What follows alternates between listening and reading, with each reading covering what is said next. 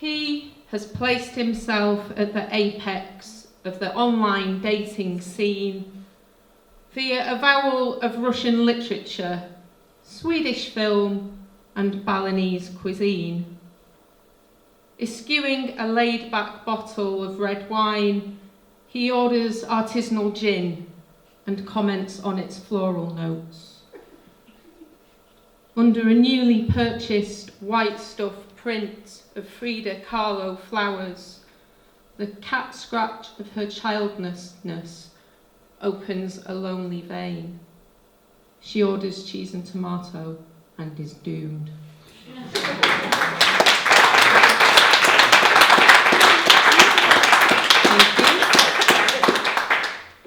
So the second one I'm going to do is about a date that went very well. This is called Single to Hope. Rain spits childishly on the greasy window. Girls laugh like a hacksaw on steel. The green roll of hummocks humiliates anew. All is fecund except you. The trouble with you is, it's not me, it's you, it's more space, more light, more peaks. A river running through with all the shimmering remaining fish, slippery and many patterned, uncaught as pearls of dew. Past hope I have strayed, taken the plunge. At Huddersfield baths we braved the vista. Outdoor swimming, a good first date, testing your mettle and your balls. But somehow we came naked in the coffee shop beforehand, and so we only coyly breaststroked smiles of quiet certainty, buoyant as seals. In blue and green he goes now, through the cuts and hedgerows, clad cotton rich and furrowing brows over the brow of furrows. Sea boy, sky boy, earth and leaf boy, he moves to breathe and cannot still. The flow is ever onward. I am suspended in washed out eggshell blue, bird song and the sound that traffic makes when you have nowhere to go. Slivers of silvery anticipation pinprick in my breast and between my thighs.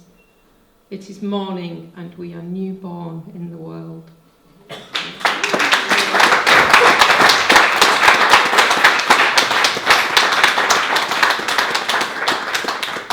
Okay, I'm going to ruin it now. So this is the same relationship a little bit. That's like a few months later on, when you've got over that first stage of exhilaration and started to see their flaws.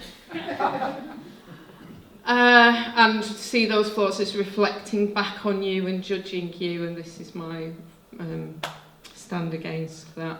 This is called Geppetto as a middle-aged man. You are preoccupied with broken princess dolls. Your pince-nez focused on smeared red lips, errant black bobbed hair, engaged in a neurotic dance that is about making everything smooth, bringing the colour back inside the lines. You want the power inherent in fixing emotional tinkering, unsure which screwdriver to use.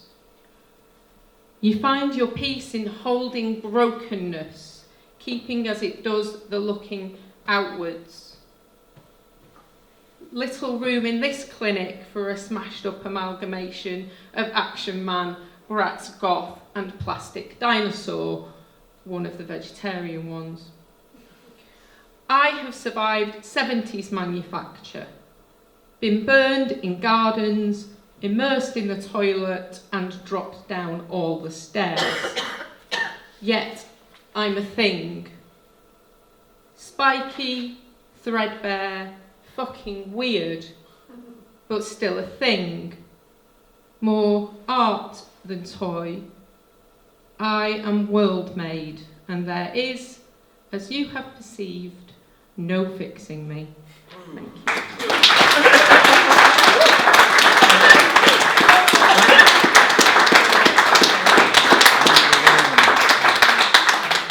you. Thank you. So this next one's about a phenomenon for the children of the 21st century. It's called ghosting. Internet dating I like to describe as taking the void within yourself and trying to fill it with your phone. This is what happens. Ghosting. To ghost. To cut off all communication without warning or explanation, usually used in a sexual or romantic context. I have been ghosted. Visited by tender apparitions, Tinder incubi in the night. We have messaged hot and heavy for weeks. On the screen, in the flesh, it is just the one time. Weeks of talk, exchanging secrets lead to a few hours shimmering profound connection and then gone. Fled into the ether that binds phone to phone, app to app, that shatters fizzing at the touch of real life. Messages drop into silence, blue ticks of sight without acknowledgement scratch like thistles in grass. No pleading, no generosity is enough to call them back, at least to tell me why, or lie politely. It took me this to realise, 30 years too late, that my dad ghosted me too as soon as I made 18, and that the years of searching, faces in crowds, a way of holding the body, triggering mistakes of recognition, that all the yearning was making the hole where the ghosts get in. It is my expectation now to have your sympathy, poor abandoned girl, but I have a coda. These wraiths of lost knew but didn't want to know of other lovers slotting their coins into my honesty box. Because truth does not protect me, nor honesty neither. I wonder, in the light of this coda, that I am called slut and cougar, if your sympathy remains with me or with my ghosts.